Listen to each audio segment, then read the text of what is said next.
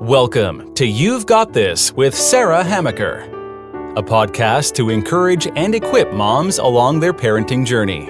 Join Sarah each week as she interviews dads and moms like you and discusses the joys, challenges, and rewards of raising kids.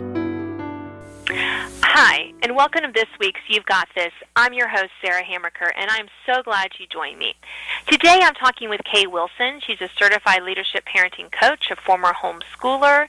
She's also served as both a teacher and a headmaster of a classical Christian school. She has kids. What more can I say? I think we're going to have a really great conversation today. So welcome to my show, Kay. Thank you, Sarah. Now, we're recording this in mid-May, and I'm saying that because this is going to air sometime in the summer or fall, and most of us are still under a lockdown. Stay at home, please. Let's try to beat this coronavirus pandemic. But many of us are having trouble having a good day. I know I am. Last week was really stressful for our family in many ways. We all had a lot going on. And I noticed that when I, as a mom, am not having a good day, many people in my family don't seem to have good days either. Why is that, Kay? Can you shed any light on this? Well, you know what they say, if mama ain't happy, ain't nobody happy. Yes, they do say that. When you've got things in your own mind that you're kind of trying to process, even if you're not really consciously doing that, it kind of overshadows the other things that you want or need to do. So you're not maybe completely there for your kids, and it causes problems. And they can sense that. Yes, they can. I mean, I've often told parents they can sense your indecisiveness, kind of your fear, but they can also, I think, sense your stress. Yeah. And I didn't realize how much my attitude set the tone in my family until I had kids, right? I mean, I really, you get a little bit with your husband or your spouse, but it just, I don't know, it seemed to be magnified with my kids. Yeah, I can remember when one of my children came up to me and said, "Mom, why don't you like being a mom?" And I was actually devastated. And I said, "Sarah, I love being a mom. I really love being a mother." But it really made me aware of the fact that there were things that were troubling me at the time, and I was letting that overshadow the joy that I experienced as a mother. And it was showing up on my face and in my demeanor, and I'm sure in other ways as well. Yeah, your mom heart hurt. I'm sure when your daughter said that. But thank goodness she said that. Yes. Absolutely. I mean, sometimes I think our kids, they're barometers about what's happening in our home, but what they also do, which is such a neat thing, is they also provide us with those little checks, right? Those little kind of heart checks. Oh, yes, I have been kind of rare about everything lately. Right. Yeah, absolutely. And I find that when you get those, more often than not, I do try to take them to heart and not be like, "Oh, I'm not like that," be defensive. I do try to kind of look at it and go, "Oh, yeah, okay, I need to recalibrate. I need to have that, change in my own heart so that I will be better. I will be more there in the moment." But right. Yeah. But you got to be careful also not to go too far in the other direction. Don't beat yourself up. Don't go into the ditch and beat yourself up over it. You just kind of have to make that readjustment and then move forward. And I think one of the challenges we've all been having lately, no matter the ages of our children, especially those of us with kids still at the house, or college kids coming back, or young adults coming back, is that, we're together all the time and we can't go anywhere. And we can really, one person's bad mood can really infect the whole family. Definitely. So do you have any do you have any suggestions on how to prevent that from happening? Whether it's your attitude, let's say it's not mom's attitude, it's one of the kids or a husband's attitude. How can you help that from not infecting the whole family? Well, one of the things that I think is really important is to, in your own mind, to have an idea of what you are expecting for the day. And it doesn't necessarily mean that you have to have a plan, like we're going to do this at 9 o'clock, and then at noon we're going to do this, and then at 1:30 we're going to do this. Because we all know that regardless of your situation, when you make plans, they have to be kind of held loosely unless it's a set appointment. So, you can, I'm just talking about having a general idea of where you want things to go during your day, a general direction. In the morning, I want 2 or 3 things to happen. In the afternoon, here are my options for that. So you have a general direction to go. And then that way, your kids can, if it's clear in your mind, even if it's just something like, today I want to make sure that I emphasize being and speaking in a respectful and pleasant tone to each person in the family. Your children will follow that example. So Dad had a hard time, and he's stressed out because he's got to work in his office here at home and is kind of having a stressful time. I don't need to roll my eyes and say, and sigh about that or be resentful or slam doors. I just need to move forward with the plan that I have, continue to speak respectfully to my husband, ask if there's anything that he needs, encourage my children to help him by being respectful and staying out of his way, and then just keep moving forward. They really do follow not just what you tell them, but your demeanor and your direction. Yeah, I love that, Kay. That's a great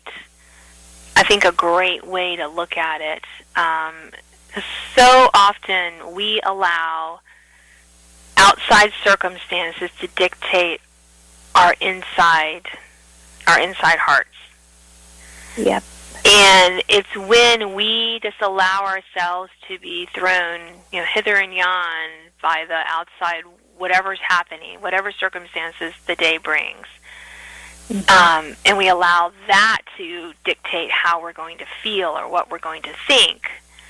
And I'm not saying that, we can completely close ourselves off to that, because sometimes the outward circumstances can be very devastating. But the normal times, we normally, we can allow that to kind of infect how we interact with our family and how we can set that tone, and then we won't have a good day. Right. You have to always remember what's true, and there are always things that are true that go beyond the circumstances that you are dealing with on a moment-by-moment basis. So it's always true that you love your family and they love you, regardless of what happens. And it's always true that there's forgiveness, even if you mess up. And it's always true that no matter what, you can, a soft answer turns away wrath. So if you can remember true things and reach above your circumstance and your emotion just a little bit, it really does help. And sometimes even physical things can help. I had one of my little boys, one of my sons, he's not little anymore, but when he was little, he tended to be quite grumpy. And he would walk around with a scowl on his face. And I said to him one day, John, I want you to raise your eyebrows, because if your face looks happy, then sometimes on the inside you can feel happier. And so he was only about 3 at the time, 3 or 4, but he started raising his eyebrows. Well, when he did that, it was very difficult for him to frown at the same time. So anytime he'd have that scowl on his face, I'd say, John, raise your eyebrows. And it seems like such a silly little thing to do, but boy, it really made a difference in his outward, the way he spoke and the way he acted once his face complied and kind of acted more cheerful. Oh, I love that. That's a great reminder of how our physical bodies are sometimes embodying our, how we're feeling mentally. And I know that I've started exercising a little bit more during this time because I find that it does help relieve some of that stress. And I figured I need to be consistent in that. And so I make myself get up a little earlier before everyone else is awake. The house is quiet, except for my mewing cats, and it's kind of nice to get that exercise in. So I usually did it like the weekdays, but I've started doing it on Saturday mornings because we don't have anything to do. We're not going anywhere, and I find that it helps me to be more relaxed and to just not be like that. Though I think just helping us to, and then but our kids need that extra kind of reminder. Because they don't always think, oh, I need to exercise. Oh, right. I need to get some fresh air. That's one of my favorites. When my kids are all grumpy, I'm like, get outside. Because, nature, even just a roll in the grass, a skateboard down the sidewalk, can really help us. And even for us, we've been taking a lot more walks together as a family, too, because we're like, okay, we're all grumpy, let's get outside. Right, exactly. Yeah, that's so good. And it also just kind of... we find that my husband and I, we sometimes just say, look, I'm sorry, I was really stressed last week, or this is a really stressful week. I'm going to try not to be all snappy at everyone. And so can you give me a little grace that I might be a little more uptight? And I find just kind of like putting it out there that if we know, like I know last Thursday, for example, for me was just really, really busy. I mean, I had like one thing after another, just the way my day ended up. And most days, thank goodness, are not that structured with things I had to do at certain times. But Thursday was, and so I kind of warned everyone. I said, I'm going to try not to be this way, but I have a really busy day, so you've been warned. Stay out of my way. That's so good. I think that's really important. Yeah, I think that's great. And I think it also helps sometimes maybe at the end of the day around the dinner table, if you can kind of debrief about the day. Well, yes. What were the things that made you feel stressful? Was there anything that we can do differently tomorrow that would help alleviate some of your stress? Are there things that you're anxious about? Just talking through those things together as a family makes a huge difference. Yeah, and then just and also like my high schoolers, I have my two oldest children are in high school, and they have some AP exams coming up. And I was like, okay, this week, as we're recording this week, and I just said, okay, so what can we do to make sure that, you can feel prepared for this and you can take this without feeling as stressed? Where are you going to take the test? How can we help? And I find that, that I could see, even though they didn't say it, relieve some of their stress, knowing that we're aware. It's on the family calendar so that we will help them do the best that they can during their tests, and we're all kind of supporting that so that everyone knows, hey, at 2 o'clock for the next 3 days, one of your sisters has a test. So we're going to try to help them with that. Oh, yeah, that's so good. That really makes a difference. That's what family's about, supporting each other. Right, supporting each other. And I think that's one of the things that I've really enjoyed, and I've heard this from other moms, too, about this quarantine time, is that we have been able to really reconnect with our families, with our kids, and to really spend time together and doing, silly things or fun things, or just, we've lingered over the dinner table more than we usually have. And, our ice cream shop opened up recently, so we can walk to, so we all walk there, and a couple of us had our masks, went up and ordered and took it down while we're all away from people. And that was just really nice to kind of have that family time together, and that can help us have better days as well. Yeah. Yes, that's a hidden blessing in the midst of this crazy, crazy time.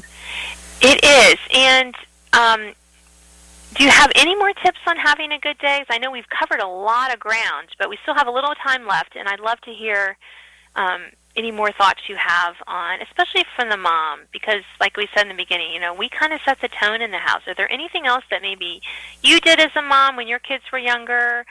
Or anything else that we can give some great tips to our listeners?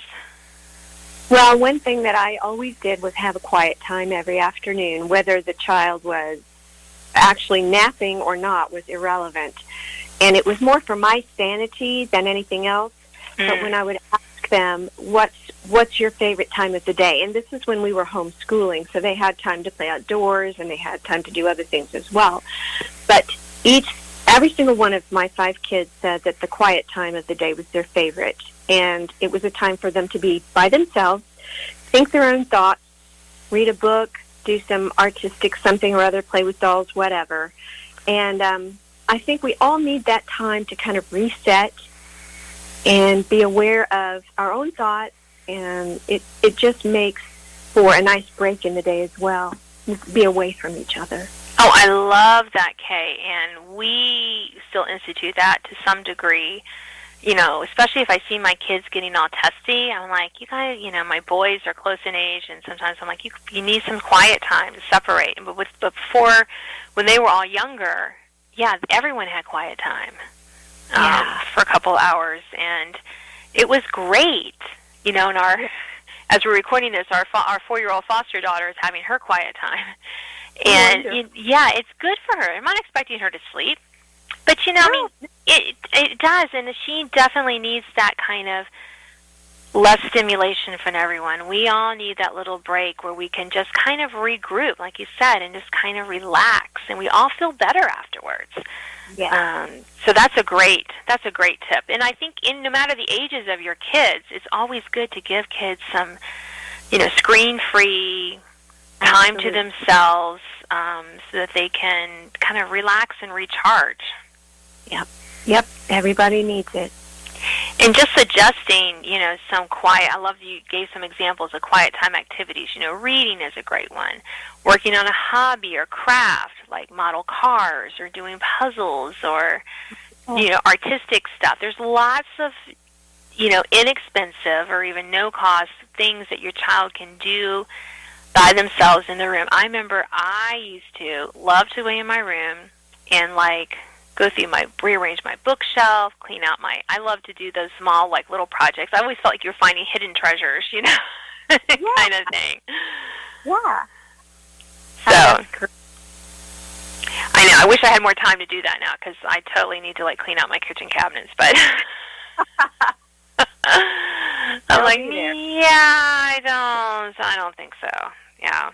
Maybe one day. Yep. So now, how have you felt during this time? How have you really kind of managed your days during these quarantine times? Well, it's been really interesting because all of my children are out of the house now, and so it's been a real challenge. A couple of things that I have done are to take little courses. Like I took a course or an online course of organizing things. Speaking of organizing your cabinet. Yeah. It was a step-by-step kind of thing. But I've done a lot of just contemplation in a sense of reevaluating what are the priorities, where am I spending my energies, where am I spending my money, and it's been a really fruitful time in an interesting kind of way. Yeah, I think that's wonderful. And you know what I did for my kids. You talked about having like a schedule. I had created this list of things that they needed to do every day. That's what I used in the summer when school is out. Before the kids have some distance learning. But I put things on it like, you know, you have to have your morning chores done by a certain time. You know, they have to practice. Those who took piano lessons had to practice. You know, they had to get 30 minutes of exercise every day, preferably outdoors, but and reading, you know, and here's the time frames you can be online, like between 2 and 4 you can be online, as opposed to 2 hours a day. Right. For my older kids, and that loose structure, I think, helped everyone have a better day. Helped me have a better day because I wasn't constantly and yipping at my kids. What are you doing? Have you done this? Have you done that? We all knew what was expected, and it just was really helpful. And I found that we'll do another one of those when school ends. I kind of relaxed it now that they have schoolwork and stuff to do, but it just helped them, too, know what was expected. Because so many times that's when we get into trouble, when we don't know what's expected. Exactly. I think that is so important. And I love the fact that you mentioned a loose structure, so they have a time frame within which to do it, but they also don't feel that you're micromanaging their every moment. And that gives them a sense of agency and freedom in deciding when they will do it, but at the same time they're accountable, so they're not just totally, bouncing off the walls. I just think that's great. Right. And they also know that if they say the words to this effect, I'm bored, I have a whole list of chores for them to do that are not on their regular rotation. That's right. They learn very quickly how to take care of that. They do. And my kids, they rarely say it. I mean, they said it all. They tried one summer, they tried to say it all the time when they were all in elementary school, Kay, and I thought I was going to kill them all. I mean, I really did. And then I was like, what am I doing? No. Here's a whole list of things you can do that doesn't require Mom. Because some of those lists you find online, it's like Mom has to do a heck of a lot to get them to do these. I'm like, I'm not involved. They're bored. They can solve their own problem. And then I said, if you still tell me you're bored, you're going to pick a chore out of the jar, and then you have to do it to my sasatisfaction. Well, of course, they all had to say they're bored because I wouldn't let them look and see what the chores were. Oh, they were not happy, Kay. I'll bet. I guess that's the truth. Oh, I had sparkling windows, clean baseboards, all the chores that I don't really make them do on a regular basis. Oh, it was pretty fun. I didn't hear a peep out of them for the whole rest of the summer about being bored. Great. So, with toddlers, you can do, you can give them such simple things. They may not be great at washing the windows, but if you give them old cardboard boxes and toilet paper rolls, and you could give them, a bucket of water and an old paintbrush, tell them to go. I used to tell my kids to go outside and paint the house, and they would just, they could see the water making a difference in the color of the paint or on the bricks. Uh-huh. And they thought they were doing a job for me. Oh, that's funny. That was great. And also the use of, I used a lot of classical music, quote-unquote classical music, series music, and they would, invent scenarios to go along with that and just use their imaginations. Oh, I love that. Those are some really great ideas. Well, we are almost at the end of our time. Is there anything else you would like to share about how to have a good day with our listeners, Kay? I just think, keep a smile on your face and keep looking forward. That's the key. Oh, that's a great way to end our show. So thank you so much for being my guest today. Thank you, Sarah. It's been my privilege. You've been listening to You've Got This. I've been talking with Kay Wilson, a certified leadership parenting coach, a former homeschooler, and you can find out how to connect with Kay with the information with this podcast. Thank you for joining me, and I'll see you next week. Thanks for listening to this week's podcast of You've Got This with Sarah Hamaker. Sign up to receive notification of new podcasts and listen to previous editions at sarahhamaker.com. Until next time, remember, parenting might be hard sometimes, but don't worry, you've got this.